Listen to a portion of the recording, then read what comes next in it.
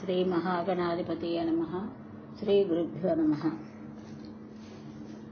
నిన్నటి దేవీ భాగవతంలో తన ఆశ్రమానికి వెళ్ళి వ్యాసుడు ఏం చేశాడు, ఎలా కాలం గడిపాడు అనే సౌనకాది మహాములను సూతుడిని అడగ్గా అనంతరం ఈరోజు వ్యాసుడి గురించి కథ చెప్పడం ప్రారంభించాడు. తన దగ్గర వేదశాస్త్ర పురాణాలను అభ్యసించిన శిష్యులు అసిత, దేవల, వైశంపాయన, జైమిని, సుమంతులను 5గురిని అంతకు ముందే లోక సంచారం కోసం పంపించి ఉన్నాడు వ్యాసుడు. ఇప్పుడు ఆశ్రమంలో తనొక్కడే. ఇది మరింత దిగులైంది. తాను వెళ్లిపోవాలి అని అనుకున్నాడు. పుట్టిన చోటు, కన్నతల్లి గుర్తుకొచ్చాయి. గంగా ఒడ్డున కృష్ణదీపంలో అలనాడు తనను ప్రసవించి విడిచి గడివేడు దుఃఖంతో వెళ్లిన తల్లి, దాసరాజు కూతురు అయినటువంటి సత్యవతీదేవి జ్ఞాపకం వచ్చింది వ్యాసునికి. వెంటనే కృష్ణదీపం చేరుకున్నాడు. తల్లి కనిపించలేదు. ఏమైందని పల్లెవారిని అడిగారు. దాసరాజు సత్యవతిని శంతన మహారాజుకిచ్చి వివాహం చేశారని చెప్పాడు. దాసరాజుని కలుసుకున్నాడు. కుశల వార్తలు అడిగి బయలుదేరాడు. సరస్వతీ నదీ తీరంలో ఆశ్రమం నిర్వహించుకుని తపస్సుకి ఉపక్రమించాడు. సత్యవతీదేవి శంతనులకు 2 కొడుకులు పుట్టారన్న శుభవార్త వ్యాసుడికి తెలిసింది. సోదరులు జన్మించారని సంతోషించాడు. చిత్రాంగదుడు మొదటివాడు, విచిత్రవీర్యుడు రెండోవాడు. 2 గుణవంతులు, రూపవంతులు, పరాక్రమవంతులు. ఇక శంతన మహారాజుకు మరో పెద్ద కొడుకున్నాడు. గంగాదేవి వల్ల జన్మించాడు. అతడే గాంగేయుడు, అంటే భీష్ముడు అన్నమాట. మహావీరుడు. ఈ 3 చూసుకుని శంతనుడు గర్వపడేవాడు. దేవతలకు కూడా అజేయుడని మురిసిపోయేవాడు శంతనుడు. కొంతకాలానికి శంతనుడు కూడా కాలం చేశాడు, చిరిగిన వస్త్రం శరీరాన్ని విడిచిపెట్టినట్టుగా. ఆచార ప్రకారం పెద్ద కొడుకు భీష్ముడు తండ్రి ఉత్తరక్రియలు నిర్వహించాడు. చిత్రాంగదుడికి పట్టాభిషిక్తం చేశాడు. సమర్థుడై ఉండి తన రాజ్యం వదిలేశాడు కనుక అప్పటి నుంచి గాంగేయుడు దేవవ్రతుడు అయ్యాడు. కాలం గడుస్తోంది. ఒక రోజున చిత్రాంగదుడు వేటకు వెళ్ళాడు. ఆ గాఢారణ్యంలో అతడికి మరో చిత్రాంగదుడు అనే గంధర్వుడు చూశాడు. అంటే ఈ చిత్రాంగదుడికి వేరే గంధర్వుని చూశాడు, మరో చిత్రాంగదుడు అనమాట. అతని పేరు కూడా చిత్రాంగదుడే.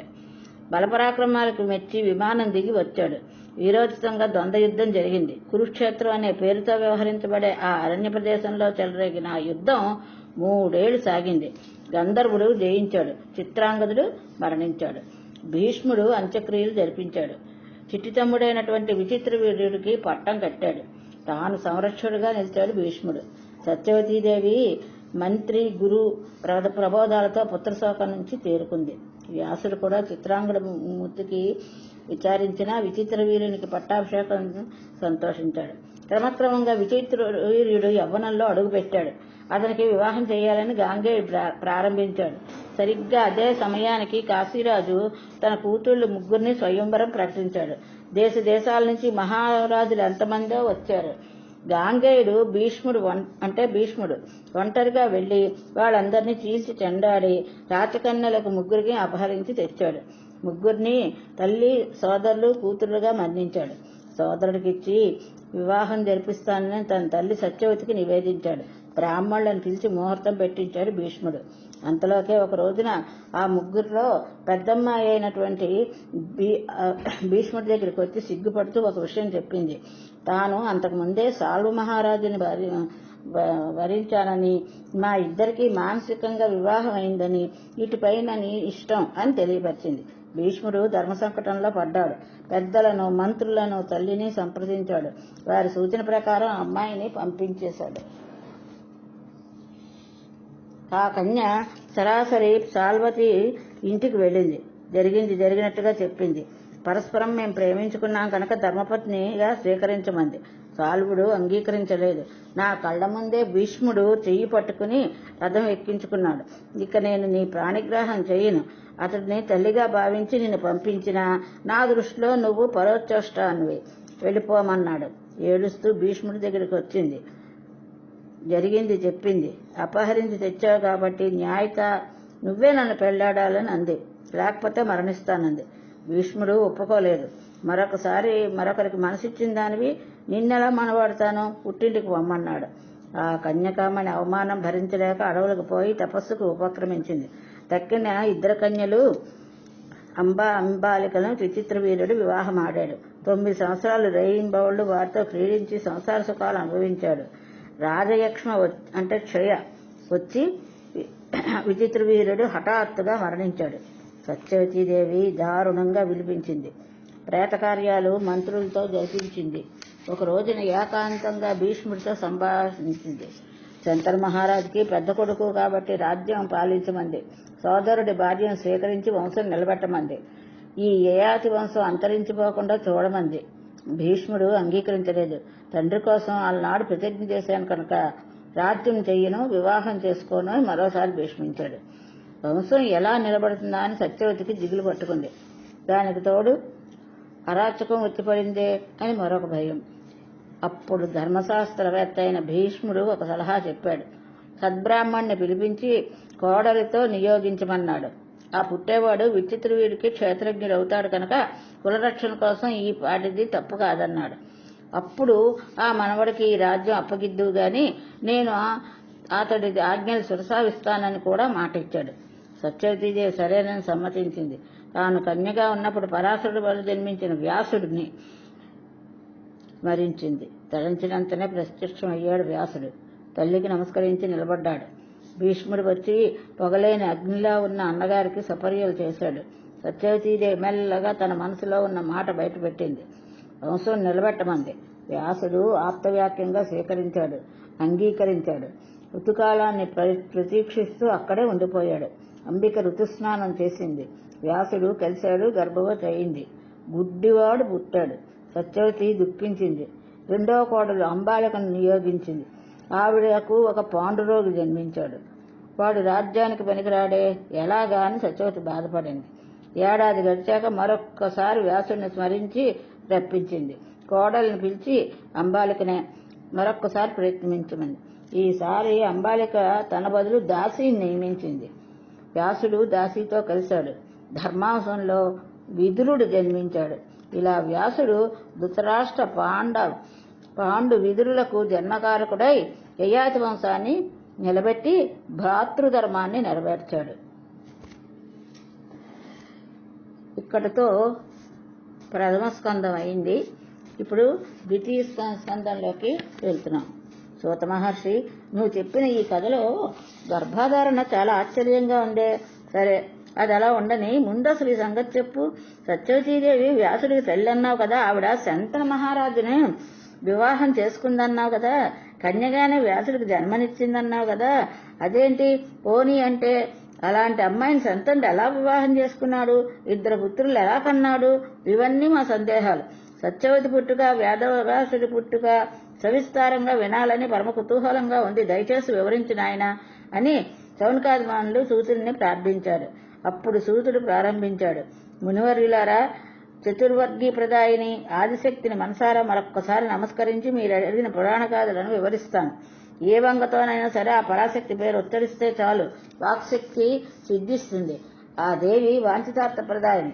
కోరికలు తీరాలంటే అన్ని వేళలా అన్ని విధాల ఆ శక్తిని ధ్యానించవలసిందే. వ్యాస జననం. పూర్వకాలంలో ఉపరిచర వసువు అనే ఒక రాజు ఉండేవాడు. పరమధార్మికుడు, సత్యసంగరుడు, చేది దేశాన్ని పాలిస్తూ ఉండేవాడు. అతడి తపస్సుకు మెచ్చి ఇంద్రుడు స్ఫటిక సుందరమైన విమానాన్ని బహుకరించాడు. ఆ దివ్య విమానం అధిరోహించి అతడు ఆకాశంలో సంచరిస్తూ ఉండేవాడు. అందుకని అతడికి ఆకాశంలో అంటే ఉపరి అని అన్నమాట. ఉపరిచర వసువు అని పేరు స్థిరపడింది. అతని భార్య పేరు గిరిక, చాలా అందగత్తె. వారికి 5 కుమారులు. ఎవరి రాజ్యాలను వాళ్ళు ఏరుకుంటున్నారు. ఒకనాడు ఋతుస్నాతి అయిన గిరికాదేవి తన వాంఛని భర్తకు విన్నవించింది. సరిగ్గా అదే సమయానికి వసురాజు గారి తండ్రి వచ్చి పితృకాలానికి అవసరమయ్యి అడవికి వెళ్లి మృగాలు వేటాడి తీసుకురమ్మని ఆజ్ఞాపించాడు. భార్య మాట కన్నా తండ్రి మాట శిరోధార్యమని తక్షణ అవసరాన్ని గుర్తించి అతను వేటకు బయలుదేరి వెళ్ళాడు. మనస్సంతా గిరికా సంఘం మీదే ఉంది. చటుక్కున రేతస్ఖలనం అయింది. వృధా పోనివ్వకూడదని ఒక మర్యాకులోకి పట్టాడు. ఋతుకాలం దాటిపోకుండా దీన్ని భార్యకు చేర్చాలనుకున్నాడు. అప్పుడు పెంపుడు డేగకు విషయం చెప్పి ఆ ఆకును పొట్లం కట్టి పంపించాడు. ఎక్కడ ఆకుండా వెళ్లి గిరికి ఇచ్చి రమ్మన్నాడు. అది ఆ పొట్లాన్ని ముక్కు ఖర్చుకుని ఆకాశంలో బాణంగా దూసుకుపోయింది. ఎదురుగా వస్తున్న మరో డేగ ఆ పొట్లాన్ని చూసి మాంసం ముక్కు అనుకుంది, వెంటబడింది. ముక్కుతో పొడిచింది, కాళ్లతో తన్నింది, గోళ్లతో రక్కింది. రెండిటికి పెద్ద యుద్ధం జరిగింది. ఆ సమరంలో పొట్లం కాస్త జారి యమునా నదిలో పడిపోయింది. డేగలు రెండు ఎటువట్టు వెళ్ళిపోయాయి. ఆ సమయానికి ఒక బ్రాహ్మణుడు యమునా నదిలో మొల్లోతు నీటిలో నిలిచి సంధ్యావందనం చేసుకుంటున్నాడు. అద్రిక అనే ఒక అప్సరస జలకేలి ఆడుతూ ఆ బ్రాహ్మణ యువకుని చూసింది. ఆట పట్టిద్దామని మునుగుతూ ఈతతో వచ్చి కాళ్ళు పట్టుకుని ఆ బ్రాహ్మణ్ణి లాగింది. ఆ బ్రాహ్మణ యువడికి కోపం వచ్చింది. నా ధ్యానాన్ని భంగపరుస్తావా, హత్తెరి, నువ్వు చేప వైపో అని శపించాడు. అద్రిక ఆడచేపగా మారిపోయింది. నీటి మీద తేలుతున్న ఆకు పొట్లం కంటపడింది. ఒక్క ఉదుటును వెళ్లి అందులో ఉన్న పశువీర్యాన్ని మింగేసింది. గర్భవతి అయ్యింది. నెలలు నిండాయి. 10వ నెలలో ఒక మత్స్యకారుడికి వలలో చిక్కింది. వాడు దాన్ని తీసుకెళ్లి పొట్ట చీల్చాడు. 2 బిడ్డలు బయటకు పడ్డారు. ఒకరు ఆడ, ఒక మగ. ధీవరుడు పల్లెవాడు బిత్తరపోయాడు. పరుగున వెళ్లి తన ప్రభువు దాసరాజుకు విన్నవించాడు. అతడు అబ్బురపడ్డాడు. 2 బిడ్డలను బాధ్యతగా తానే స్వీకరించాడు. అబ్బాయికి మత్స్యరాజు అని, అమ్మాయికి కాళీ అని నామకరణం చేశారు. 2 పెరిగి పెద్దవాళ్ళు అవుతున్నారు. మత్స్యరాజు తండ్రికి తగిన పరాక్రమశాలి అయ్యాడు. కాళీ రంగుకి నలిపే కాని అందంలో అప్సరస. మత్స్యగర్భం నుంచి పుట్టింది కనుక మత్స్యోదరిని, ఒళ్లంతా చేపల కంపు కనుక మత్స్యగంధి అని ఇరుగు పొరుగు అమ్మలక్కలు పిలవడంతో ఆ పేర్లు కూడా ఆమెకే స్థిరపడిపోయాయి. అల్లారుముద్దుగా పెరుగుతున్నారు. ఇంత దాకా చెప్పిన సూతుడు కాస్త ఊపిరి తీసుకోవడం ఆగాడు. అంతే. ఒక మహాముని హక్కుని అందుకున్నాడు. పూత మహర్షి, అడ్డం తగిలని నేను అనుకోకు. వీళ్ల కథ తర్వాత చూద్దాం. అద్రిక మాట ఏమిటి మళ్ళీ మర్చిపోతాం. అందుకని అడుగుతున్నాను, శాప విముక్తి అయ్యిందా? అయితే ఎలా అయ్యింది? ఆ సంగతి ముందు చెప్పు అన్నాడు. సూతుడు అలాగేనో ఉపక్రమించాడు.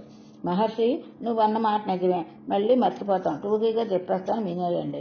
ఆ బ్రాహ్మణుడు అలా శాపం ఇచ్చాడు కదా. అద్రిక దీనిరాళ్ళే కాళ్ళ వేళ్ళ పడింది, బతిమాలింది, శాప విమోచనం చెప్పమంది. విప్రుడు కరిగిపోయాడు, కరుణించాడు. కళ్యాణి, నీ కడుపున 2 మానవ శిశువులు జన్మిస్తారు. అప్పటితో నీకు శాపమోక్షం అవుతుంది. మళ్ళీ నీ దివ్య సుందర రూపం నీకు వస్తుంది. నీ లోకానికి నువ్వు వెళ్తావు అన్నాడు. ఆ ప్రకారమే చేపగా మారి 2 బిడ్డలను ప్రసవించాక శాప విమోచనమై స్వర్గానికి వెళ్ళిపోయింది అద్రిక. మహర్షులారా, మళ్లీ మన ప్రధాన కథలో వద్దాం. మత్స్యగంధి దాసరాజు గారింట ఎదుగుతోంది. రూప యవ్వనవశి అయ్యింది. ఒక రోజున మధ్యాహ్నం ఆ యమునా నది ఒడ్డున తండ్రికి భోజనం వడ్డిస్తోంది. అదే సమయానికి పరాశర మహర్షి తీర్థయాత్రలు చేస్తూ అక్కడికి చేరుకున్నాడు. నావలో నది దాటించమని దాసరాజును అడిగాడు. అత్యవసరంగా వెళ్లాలని త్వరపెట్టాడు. భోజనం చేస్తున్న దాసరాజు మధ్యలో లేవడం ఆచారం కాదు కనుక మత్స్యగంధిని పురమాయించాడు. అమ్మాయి, ఆవుల ఒడ్డు చేర్చరా, వెళ్ళాలి అని తొందరపడుతున్నాడు కదా, పైగా అతను తపస్వి అన్నాడు. సరేనంది మత్స్యగంధి. పరాశరుడు నావ ఎక్కి కూర్చున్నాడు. మత్స్యగంధి గడవేసి నడుపుతోంది. ఆమె నవయవ్వనం పరాశరుడిని ఆకర్షించింది.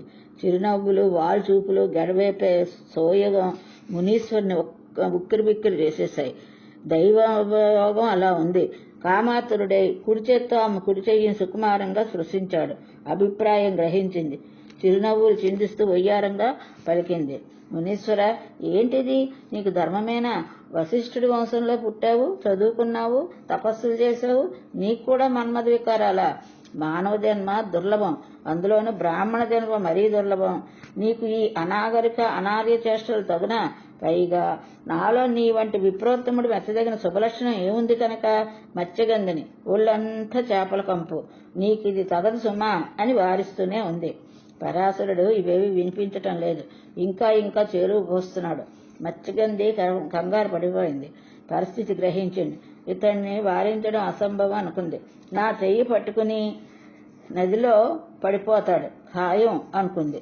మహాముని, కొంచెం సేపు మనసు చెక్కబట్టుకో, అవతల ఒడ్డుకు చేరని, దగ్గరకు వచ్చేశాం అంది.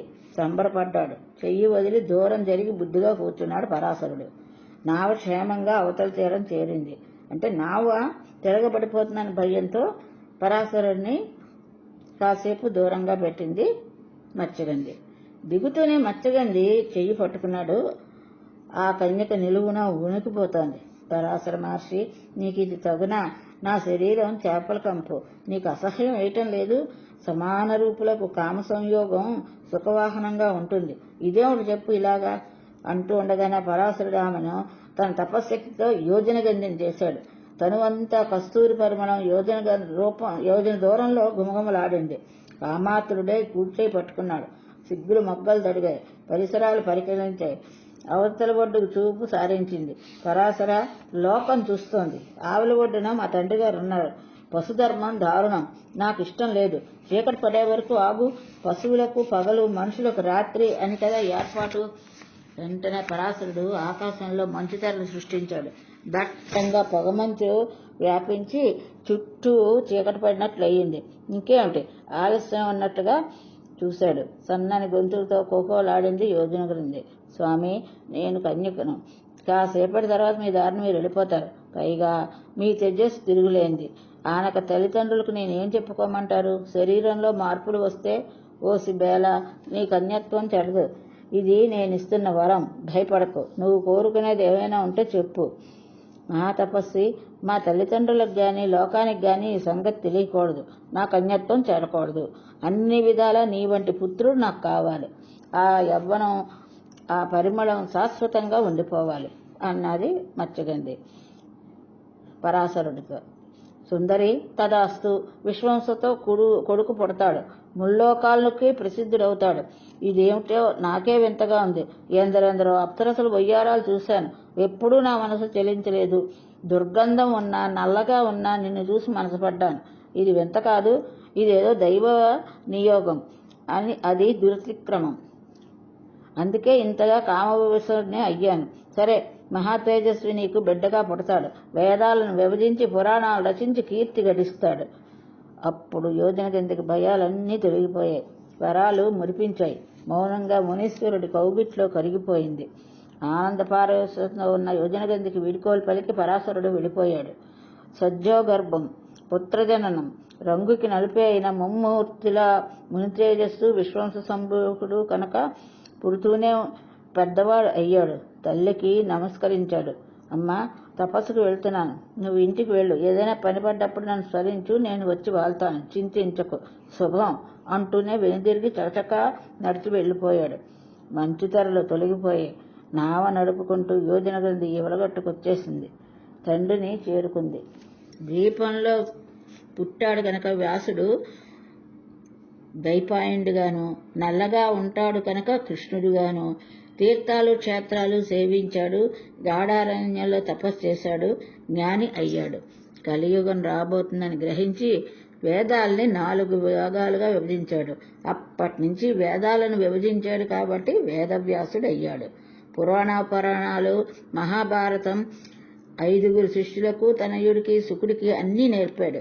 సుమంతుడు, జైమిని, పైల, వైంసాయన, అసిత, దేవలులు వ్యాస శిష్యులయ్యారు. వీరు లోకమంతటా ధర్మ ప్రచారం చేశారు. సౌనకాది మహామునులారా, మీరడిగిన సత్యవతి కదా అంటే యోజనగంధి వ్యాస వృత్తాంతము చెప్పాను, విన్నారు కదా. ఇందులో మీకు చాలా సంశయాలు రావచ్చు, ధర్మ సందేహాలు కలవచ్చు. మహాత్ముల చరిత్రలో మనం గుణాలనే గ్రహించాలి. మహితాం చరితే చైవ గుణాగ్రాహ్య అన్నారు. సత్యవతిది కారణ జన్మ, అందుకే చేపకడుపు నుంచి జన్మించింది. పరాశరుడితో కలయిక, అటుపైన శంతను వివాహం ఆడడం అటువంటివే. అధర్మము, అనార్యము అయితే మునీశ్వరులు చేస్తారా? వీరంతా కారణ జన్మలు. వీరి చర్యలు సాధారణ ధర్మాలకు అతీతం. వాటితో తోచకూడదు. మన దృష్టి విడ్డూరంగా ఉంటాయి. ఇది చాలా పుణ్యప్రదమైనటువంటి ఆఖ్యానం. విన్నవాళ్లు, చదివిన వాళ్ళు సకల శుభాలను పొందుతారు. సూతుడు ఇలా హెచ్చరించేసరికి సౌనకాది మహాములకి ధర్మ సందేహాలు మనస్సులోనే ఉండిపోయాయి. విశేష ధర్మాలు వింతగానే ఉంటాయి, ధర్మ సూక్ష్మాలు విడ్డూరంగానే ఉంటాయి. సహజం అనుకున్నారు కాబోలు. కానీ కథాపరంగా మరికొన్ని సందేహాలు వెలుగుచ్చాడు. రౌ మహర్షిని శంత మహారాజు సత్యవతిని ఎలా వివాహం చేసుకున్నాడు? అతడు క్షత్రియుడు, గొప్ప వంశం పురువంశం. ఈవిడ నిషాదపుత్రి. అదీ కాక భీష్ముడు శంతన కుమారుడన్నావు, గాంగేయుడన్నావు. అంటే శంతనుడు మొదటి భార్య ఎవరు? ఆ కథాకమీషు ఏమిటి? భీష్ముడేమో తాను పెద్ద కొడుకు అయ్యుండి అన్ని అర్హతలు యోగ్యతలు ఉండి రాజ్యం ఏలకుండా చిత్రాంగదుడికి విచిత్ర వీరుడికి రాజులు ఎందుకు చేశాడు? సత్యవతీదేవి గౌలకులను అంటే వితంతుపుత్రులను జన్మింపజేయడం ఏమిటి? ఆ అరాజకం వస్తుందనుకుంటే భీష్ముడికి పట్టాభిషేకం జరిపించవచ్చు కదా. వంశం నశిస్తుందంటే అతడికే వివాహం జరిపించవచ్చు కదా. భీష్ముడు పెళ్ళెందుకు చేసుకోలేట? భర్తహీనకు సంతానం కలిగించడమా? అధర్మం కాదు. పైగా ఇంతటి అధర్మానికి వ్యాసుడంతటి వాడు పాల్పడ్డమా? ధర్మానికి తెలిసినవాడు, పురాణాలు రచించినవాడు, వేదాలు విభజించినవాడు అంతటి వ్యాసుడు పరభార్యలతో, అందున సొంత సోదరుల భార్యలతో కలవడమా? ఇంతకన్నా దిగుసాకంగా ఉంటుందా? ఎలా చేయగలిగాడు? అలా శౌనకాదులు తీవ్రంగా స్పందించారు. ప్రశ్నల వర్షం కురిపించారు. ఇది నైమిసారణ్యం, పరమ పవిత్రమైన ప్రదేశం. నువ్వేమో వ్యాసు శిష్యుడివి, మహామేధావి, సందేహాలు తీర్చాలని అన్నారు. రౌ మహర్షి అంటే రోమహర్షుని కొడుకు సూతుడు అనమాట. అందుకని ఆయన్ని రౌ మహర్షి అని సంబోధించారు శౌనకాదులు. అయితే ఈ విధంగా అనేకమైన ప్రశ్నలు శౌనకాది మహామునులు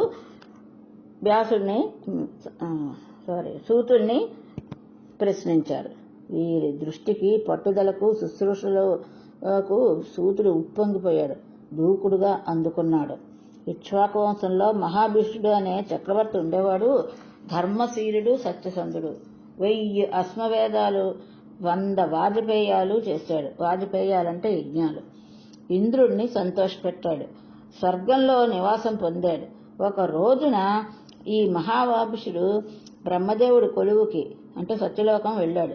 ప్రజాపతిని సేవించడం కోసమని దేవతలు అందరూ వచ్చారు. మహానది అయినటువంటి గంగాదేవి కూడా వచ్చింది.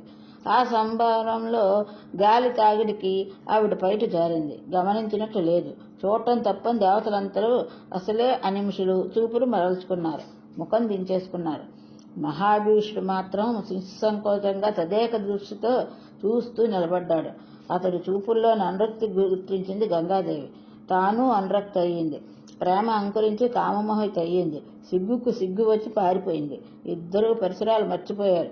ఒకరినొకరు చూసుకుంటూ మైమర్చి అలా నిలిచిపోయారు. బ్రహ్మదేవుడికి కోపం వచ్చింది. మర్తలోకంలో జన్మించండి, ఇద్దరిని చంపించాడు. మర్తలోకం అంటే మనుష్య శ్లోకంలో. అప్పటికి ఒళ్ళు తెలిసి ఇద్దరు కొలువు వదిలి వచ్చేశారు. మహాభీషుడు భూలోకంలో ధర్మతత్పరులకు వెదికి పురువంశంలో ప్రదీప మహారాజుకు పుత్రుడిగా జన్మించాడు. ఆ కాలంలో అష్టవసువులు తమ భార్యలతో కలిసి ఆకాశంలో స్వేచ్ఛగా వివరిస్తూ వశిష్ఠుడి ఆశ్రమ ప్రాంతానికి వచ్చారు. అందులో ఒక వసువు పేరు జూ.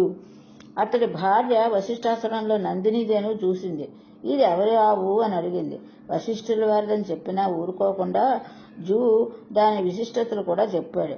ఇది దివ్యదేనువు, దీని పాలు తాగుతున్న వారికి దీర్ఘాయువు, నిత్యయవ్వనం సిద్ధిస్తాయన్నాడు. అంతే. ప్రియా, నా ఇష్టసఖి రాజర్షి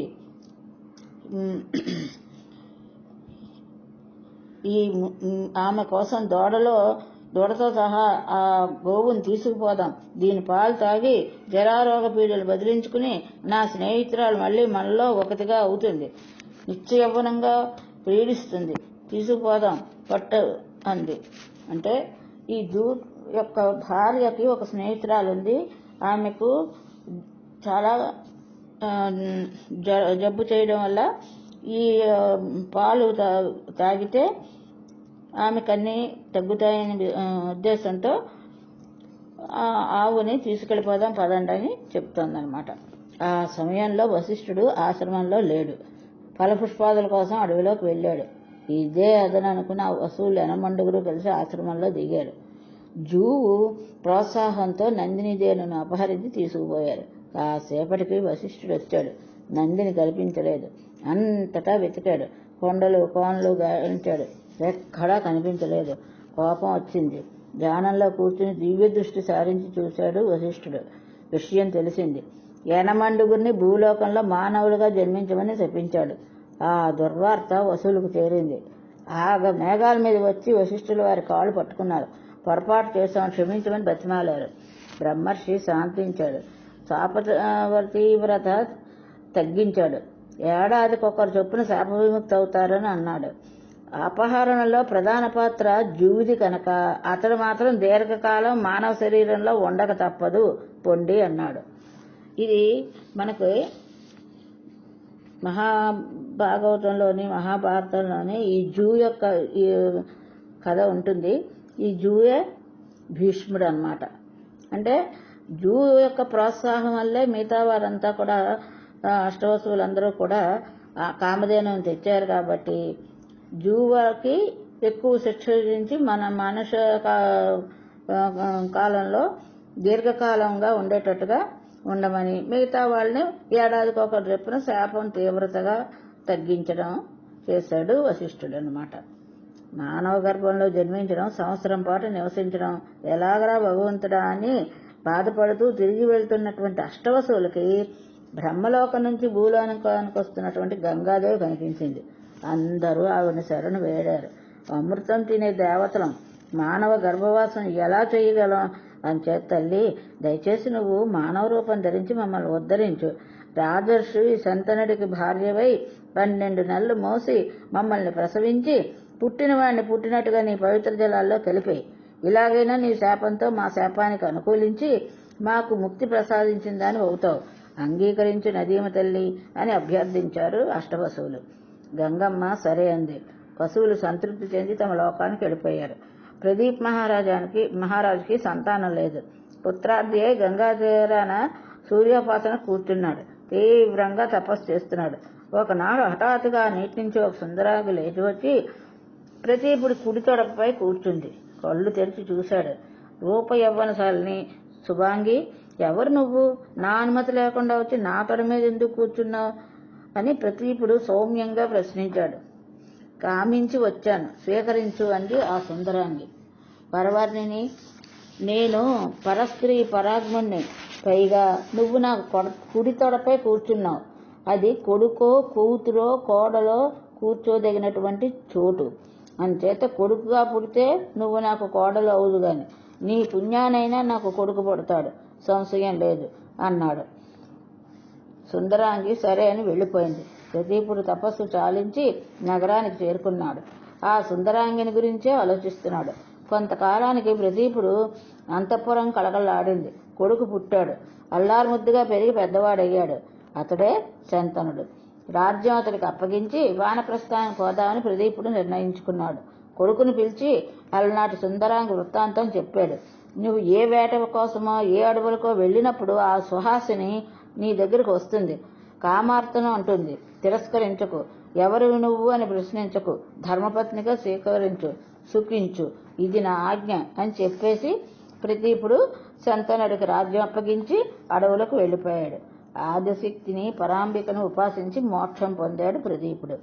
సౌనకాది మహామునులారా, శ్రద్ధగా వింటున్నారా అని ఒక హెచ్చరిక విసిరి సూతుడు ప్రవచనం కొనసాగించాడు. శంతనుడు ధర్మతత్పరుడే, రాజ్యం చేస్తున్నాడు. అతనికి వేట పట్ల మహా ఆసక్తి. క్రూరమృగాలు వేటాడి చంపడంలో దిట్ట. గంగా తీరాన ఒక ఘోరారణ్యంలో వేటాడుతుండగా ఆ సుందరాంగి కనిపించింది. రూపయవ్వనశాలి, చారుహాసిని, వరవర్ణిని. శంతనుడికి తండ్రి మాటలు జ్ఞాపకం వచ్చాయి. ఈవిడ సందేహం లేదనుకున్నాడు. సౌందర్య మధురామృతాన్ని కన్నులారా గ్రోలుతున్నాడు. రెప్ప వెయ్యకుండా చూస్తున్నాడు. తనివి తీరటం లేదు. తనువు పులకించింది. అణువణువున రోమకోపాలు ఉబికి బిగిసి నిల్చున్నాయి. నిస్సంకోచంగా తదేక దీక్షతో చూస్తూ నిలబడ్డాడు. అతడి చూపుల్లో అనురక్తిని గుర్తించింది సుందరాంగి. అవే కన్నులు, అవే చూపులు, అదే అనురక్తి మహాభిషుడుగా గుర్తించింది. సుందరాంగి శంతనుడు మాత్రం గంగాదేవిగా గుర్తించలేకపోయాడు. కానీ మధురంగా స్వాంతనంగా పలకరించాడు. సుందరాంగి అంటే మహాభిషుడే శంతనుడిగా జన్మించాడు అని మనం తెలుసుకోవాలి. సుందరాంగి దేవకాంతవా మానవకాంతవా? నాగ యక్ష గంధర్వాప్సరలో ఏ జాతి నీది? ఎవరైతే నాకేం లే, ఇదే నా చిరునవ్వుతో, ఇదే అనురాగంతో, ఇలాగే ఇప్పుడే నాకు ధర్మపత్ని కావాలి. ఇతడు నన్ను గుర్తించలేదని గ్రహించింది గంగాదేవి. చెదరని చిరునవ్వుతో బదులు పలికింది. నృపోత్తమ, నిన్ను నేను ఎరుగుదును. ప్రతీప మహారాజు గారి పుత్రరత్నానివి. నీ వంటి వాడిని పతిగా పొందాలని ఏ సతి మాత్రం కోరుకోదు. అలాగే నీ మాట జవదాటను. అయితే నాదొక నియమం, నువ్వు మాటిస్తానని మాట ఇవ్వాలి. నేనేం చేసినా అది శుభం కానీ అశుభం కానీ నువ్వు ప్రశ్నించకూడదు, అడ్డు చెప్పకూడదు, నిందించకూడదు. నిందించినా నిన్ను విడిచి వెళ్ళిపోతాను. ఇదే నా నియమం, అంగీకారమేనా అన్నది గంగాదేవి. మహాభీషుడికి ప్రేమ తలుచుకుని ఒప్పుకున్న అష్టవసువుల అభ్యర్థిని మనసులో పెట్టుకుని ఇలా సమయం చేసిందని గంగాదేవి. శంతనుడు అంగీకరించాడు. సుందరాంగితో రాజధాని చేరుకున్నాడు. ధర్మపత్నిగా చేసుకున్నాడు. నిశ్చోత్సవంగా, నిత్య వసంతంగా, నిత్య నూతనంగా రోజులు పరిగెడుతున్నాయి. అతడి అంతరంగాన్ని గుర్తించి అలరిస్తోంది గంగాదేవి. సచీపురందరులా లక్ష్మీనారాయణులా క్రీడిస్తున్నారు. సంవత్సరాలు ఆద్య లేకుండా దొర్లిపోతున్నాయి. గంగాదేవికి నెల మసిలింది. పుత్రుని ప్రసవించింది. నెత్తురుగుడ్డును పొత్తిగొడ్డల్లో వేసుకుని తీసుకెళ్లి నిర్దాక్షంగా నదిలో పడేసింది. 2, 3, 4, 7 అలాగే చేసింది. మనసులోనే బాధపడ్డాడు తప్ప శంతనుడు కిమ్మనలేదు. 8వసారి గర్భవతి అయ్యింది. రాజు ఆలోచన పడ్డాడు. ఇక్కడ మనం ఏం తెలుసుకోవాలంటే, అష్టవసుల్లో ఏడాదికి ఒకసారి పుట్టి వెంటనే చనిపోవాలని వశిష్ఠుడు శాపం ఇచ్చినప్పుడు 7 అలాగే చనిపోయారు. జూ మాత్రం ఉండిపోయాడు. ఆ జూయే ఇప్పుడు భీష్ముడుగా పెరుగుతాడనమాట. ఇక కథలోకి వెళ్తే, శంతన మహారాజు అన్నాడు, నా వంశం నిలబడుతుందా? 7 గంగపాలు చేసింది. ఇది 8వ గర్భం. వారించకపోతే ఈ పుట్టబోయేవాడిని కూడా అంతే చేస్తుందేమో. వారిస్తే విడిచి వెళ్ళిపోతుంది. ఏం చెయ్యను? 9వ గర్భం వస్తుందో రాదో. వస్తే మాత్రం ఈ పాపాత్మరాలు నిలవలుస్తుందని బిడ్డలు బతకనిస్తుందా? ఏంటి? ఎలాగైనా సరే వంశం నిలబెట్టుకోవాలి. ఇప్పుడే ప్రయత్నించాలి. బిడ్డ పుట్టగానే అడ్డుపడాలి. గంగలో కలపనివ్వకూడదు అని శంతనుడు ఒక నిర్ణయానికి వచ్చాడు. 8వ వసువుగా జూ జన్మించాడు. ఇతడు దీర్ఘకాలం మానవుడిగా ఉండిపోవాలని వశిష్ఠుడికి శాపం ఇచ్చింది. ఈ రోజు భాగవతం సంపూర్ణం. స్వస్తి.